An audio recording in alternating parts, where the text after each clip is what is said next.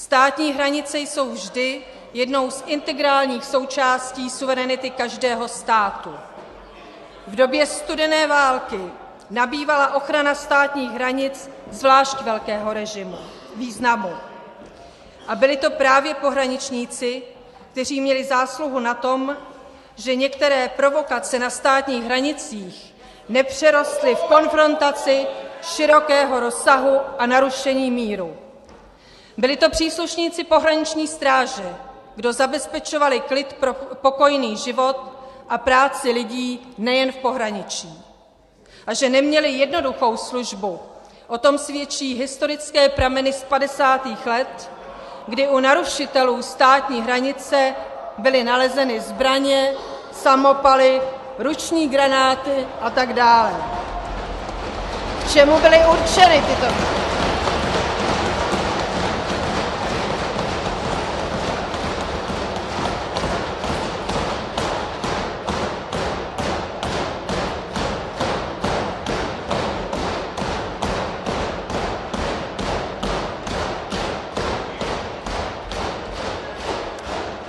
Dámy a pánové, já vás poprosím, abychom nechali domluvit paní poslankyni, které bylo uděleno slovo. Dospívající generace by měla vědět, co se v naší zemi dělo, co a proč dělali rodiče a prarodiče.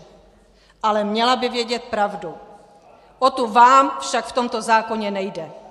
Vy tuto pravdu účelově deformujete, politizujete a falšujete. Na oko bojujete proti terorismu, obsahem zákona ho legalizujete. Já bych chtěl prostřednictvím paní předsedající vzkázat paní kolegyni z KSČM, že zbraně jsme doma měli, otce zatkli v roce 1960 a jsem na to hrdý, že jsme ty zbraně měli. Škoda, že jsme je nepoužili, odpusťte. Já jsem dlouze uvažoval, jestli pro tento zákon zvednu ruku. Velmi dlouho, protože zákon není dokonalý.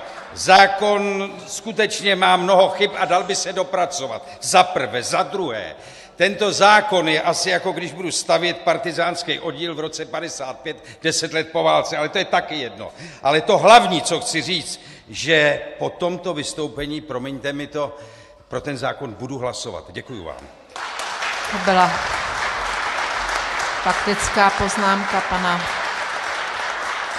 poslance